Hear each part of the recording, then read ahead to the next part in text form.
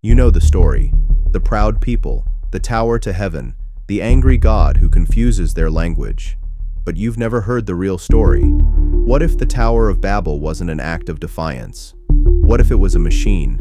A device engineered with one terrifying purpose, to tear open a hole in reality itself. And according to the ancient text, it wasn't shut down because it failed. It was stopped because it was working. This isn't a myth, it's a warning. The Tower of Babel was a stargate. Welcome to What We Know. In today's video, we're going to talk about a story you thought you understood, but never really did. Everyone remembers the Tower of Babel, a tale about human pride, divine punishment, and the confusion of languages. But what if that wasn't the full story? What if the tower wasn't just a building, but a machine, a device built with one forbidden purpose: to open a gate between worlds? Ancient texts, esoteric traditions, and even modern science all point in the same direction, that the Tower of Babel was not destroyed because of human arrogance, but because it was working, because they were about to succeed. Stay until the end, because if this is true, it changes everything you thought you knew about human history, divine control, and the architecture of reality itself. The Tower of Babel. Almost everyone has heard the story, a tale of human pride punished by divine intervention. A city unified under one language, a tower reaching toward the heavens, and a God who shatters it all to scatter humanity across the earth. It's been taught for centuries as a lesson in humility. But what if we've misunderstood it completely? Because when we strip away the sanitized interpretations and read Genesis 11 with fresh eyes, what emerges is not a morality tale, but a containment report. The passage is brief, just 9 verses, yet dense with unsettling implications. At this moment in biblical history, humanity has just survived the flood. Civilization is restarting. No tribes, no nations, one language, one worldview. And that detail isn't background, it's the foundation. Because language in esoteric tradition is more than communication. It is the structure of thought, the blueprint of perception, the code that defines reality itself. In a world where everyone shares the same language, they also share intent. And collective intent, unfractured by linguistic difference, has power. Power to build, power to align, power to manifest. It's in this unified world that humanity settles in Shinar and begins construction of a tower with its top in the heavens. That phrase has been softened by centuries of symbolic interpretation, but in the ancient Mesopotamian context, it was literal. They weren't just reaching upward, they were targeting the divine realm. Then comes the most revealing line in the entire passage. God descends to observe the project and says, "Behold, they are one people, and they all have one language, and this is only the beginning of what they will do. Now nothing they imagine will be impossible for them." No accusation, no condemnation, just calculated concern. The intervention that follows is precise, not destruction of the tower, not wrathful punishment, but the fragmentation of language, the dissolution of shared meaning. Because it wasn't the structure that was dangerous, it was the coherence behind it.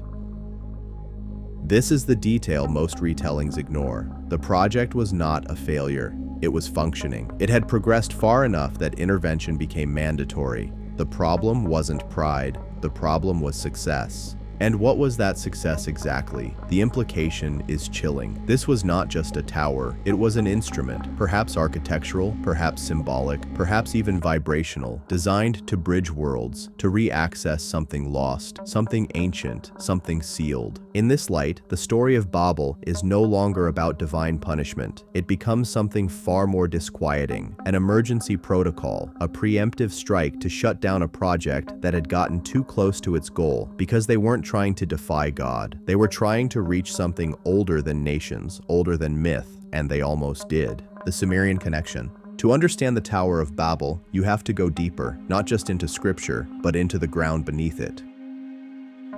Because Babylon was not the beginning, it was built upon ruins, and those ruins sat atop older ones. Beneath Babylon was Akkad. Beneath Akkad was Sumer, the first spark of written language, organized kingship, temple architecture, and the idea that humans could interact directly with the divine. In Sumer, the past wasn't myth, it was technology, ritual, and alignment, and the structures they left behind echo the Babel story with disturbing clarity. The ziggurats, colossal step pyramids, weren't just temples, they were engineered summits, platforms designed not for the people, but for the gods. Unlike modern religious spaces, no congregation ever entered them. The chambers weren't built for sermons, they were built for descent. The Sumerians, living on flat plains without mountains, began building artificial ones, not symbols, but access points. In their cosmology, mountains were where gods came down, where the veil was thin. So they built the veil themselves, brick by brick, tier by tier. Ziggurats rose to meet the heavens not as metaphors, but as machines of spiritual convergence. At the center of this sacred architecture was Enki, the god of deep waters and hidden knowledge. Enki was not a punisher. He was a trickster, a revealer. He didn't destroy humanity. He tempted it with tools. He was keeper of the Abzu, a subterranean domain described as a watery abyss, but understood by some as a dimensional gate, a place of origin, storage, and transit between worlds. Enki gave knowledge to those who shouldn't have it. He blurred the boundary between gods and mortals, and that tension between access and restriction lies at the very core of Babel. Which brings us to the real ziggurat believed to have inspired the biblical tower. Its name means house of the foundation of heaven and earth, not poetic flourish, an instruction manual.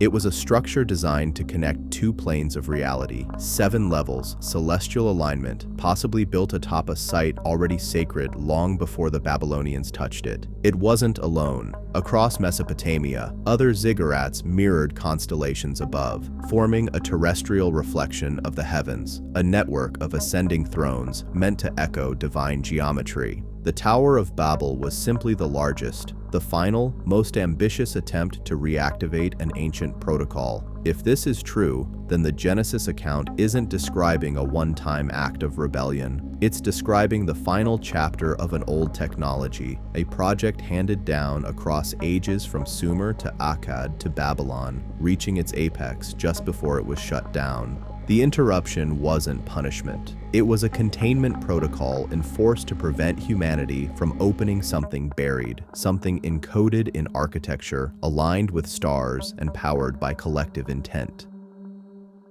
Something the ancients once knew how to access and were beginning to remember. Ancient stargates, fact or fantasy? When we hear the word Stargate, we imagine science fiction, metallic arches, alien corridors, energy fields ripping through space. But long before Hollywood, ancient civilizations described something far more enigmatic and far more consistent. At its core, a Stargate is not a fantasy. It's a concept, a passage between realms, a controlled opening, a threshold between this world and something else, distant in space or deeper in dimension. Across ancient traditions, that idea appears again and again, not as fiction, but as recollection. In Sumerian records, the Anunnaki didn't descend metaphorically. They arrived and left. Their movements were tracked with the stars, timed with alignments. Cuneiform texts speak of gates in the heavens, guarded, locked, conditional. They weren't always open. They required ritual, timing, or forbidden knowledge to activate.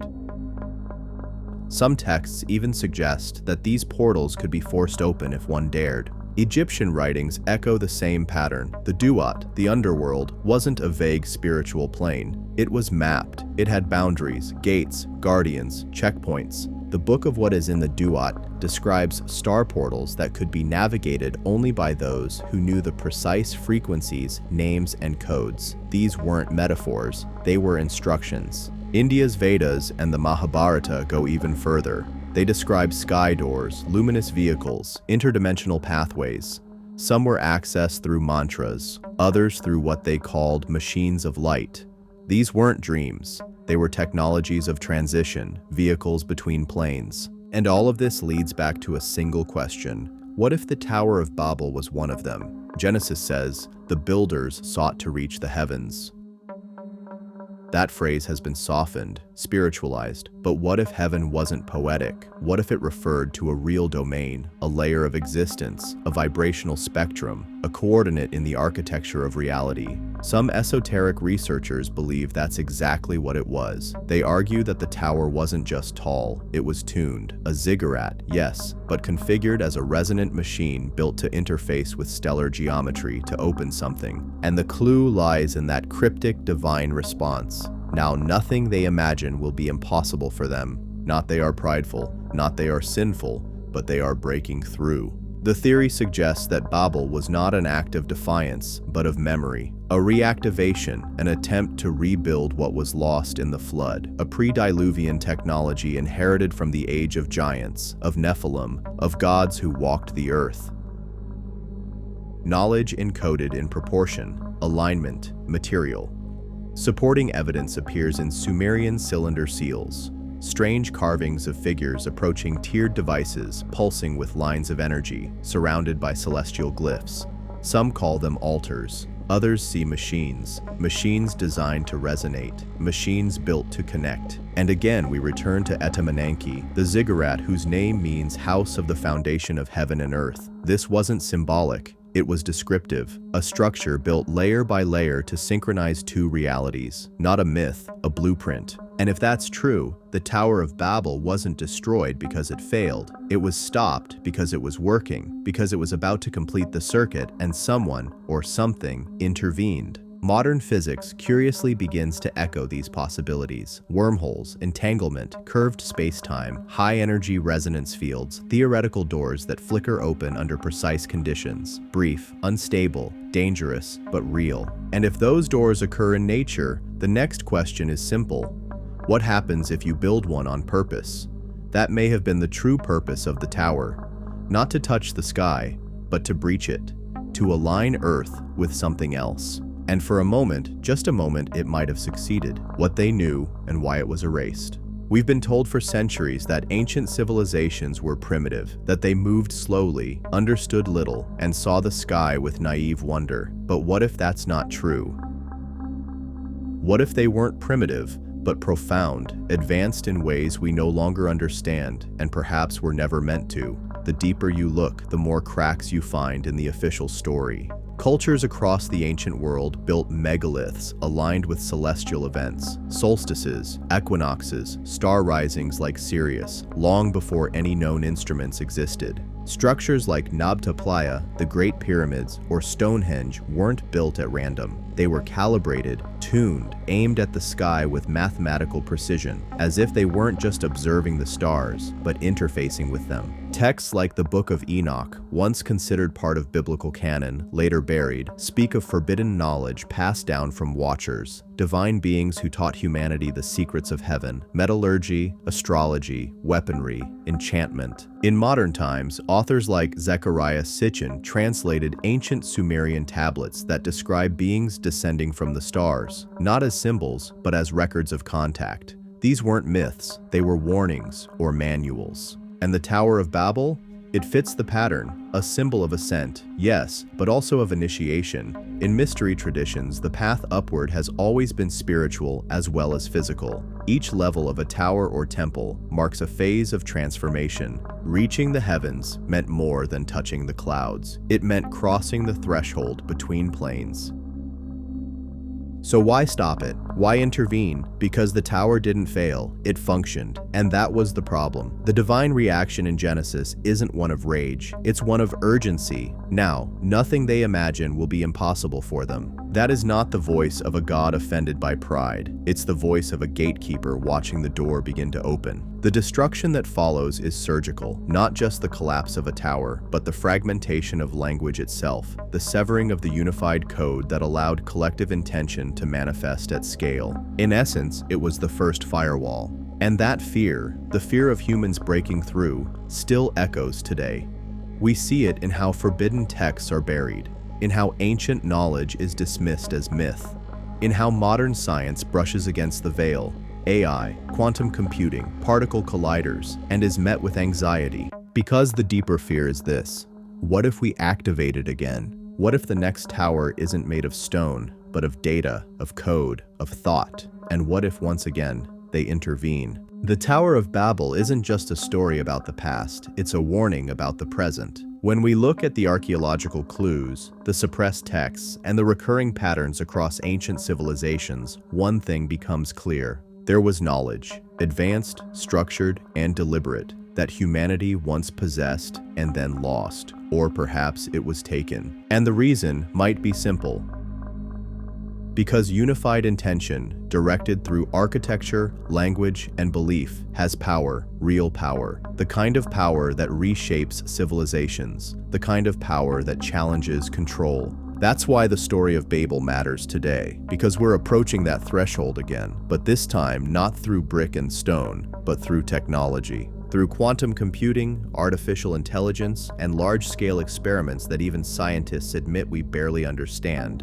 The pursuit is the same, accessing something beyond us. But the question we rarely ask is, should we? What happened at Babel may not have been divine punishment. It may have been risk management, not because we weren't ready, but because what was on the other side wasn't meant to be reached. And maybe we're now closer to it than ever before. If that's true, then understanding Babel isn't just about decoding the past, it's about preparing for what comes next. Because the gate may open again, and this time no one may be there to stop it. Conclusion: the Tower of Babel, not a tale of pride, but a warning about forbidden knowledge. The story of the Tower of Babel has long been taught as a simple moral fable. Humanity's arrogance in challenging God was met with divine punishment, the confusion of languages, and the scattering of peoples. But when examined through the lens of ancient texts, esoteric traditions, and cutting-edge science, a far more provocative narrative emerges. The Tower of Babel was not merely a structure of brick and mortar. It was a resonant machine, a dimensional gateway, and a technology of transcendence that threatened to unlock realities humanity was not meant to access. Its destruction was not an act of petty divine jealousy, but a cosmic containment protocol, a desperate intervention to prevent a catastrophic breach between worlds. The tower as a resonant machine. The biblical account in Genesis 11 is strikingly precise. Humanity, unified by a single language and purpose, sought to build a tower whose top would reach into heaven. This was not metaphorical ambition, but a literal engineering project rooted in ancient Mesopotamian tradition. The ziggurats of Sumer and Babylon, particularly Anunnaki, the house of the foundation of heaven and earth, were not just temples, but harmonic instruments designed to align terrestrial vibrations with celestial frequencies. They functioned as interdimensional antennas, tapping into the fabric of reality itself. The true danger lay not in the tower's height, but in its resonant capacity. Unified language, a shared semantic and vibrational code, allowed for collective intentionality, a force modern science is only beginning to understand through fields like quantum entanglement and collective consciousness studies. The tower, amplified by this unified intent, was on the verge of activating a stargate, a portal to dimensions or realms beyond human comprehension. God's response, now nothing they imagine will be impossible for them, was not a condemnation of pride, but a recognition of imminent success. The confusion of languages was a strategic sabotage of this resonant coherence, a firewall against unauthorized access. Ancient stargates and pre-Diluvian knowledge. The Tower of Babel was not an isolated project, but the culmination of millennia of forbidden knowledge inherited from pre-flood civilizations. Sumerian texts speak of the Anunnaki, beings who descended from the heavens using gates and vehicles. Egyptian and Vedic traditions describe precise rituals and geometries for accessing other realms. The tower was an attempt to reactivate this lost technology, a memory encoded in humanity's genetic and cultural subconscious. Esoteric scholars like Zechariah Sitchin and Graham Hancock have long argued that ancient civilizations possessed advanced knowledge of astronomy, acoustics, and geomancy that allowed them to manipulate reality. The tower, aligned with constellations and built on ley lines, was a consciousness amplifier, a device that could bend space-time under the right conditions. Its destruction was necessary because it was working. The divine intervention, containment, not punishment. The biblical narrative reveals a chilling truth. The divine response was not wrathful, but calculated. God does not destroy the tower outright, but disrupts the foundational tool of its operation, language. This was not punishment, but preservation. Ancient traditions, from the Book of Enoch to Gnostic texts, suggest that certain realms and knowledge are off-limits to humanity for a reason. They contain forces or truths that could unravel reality itself.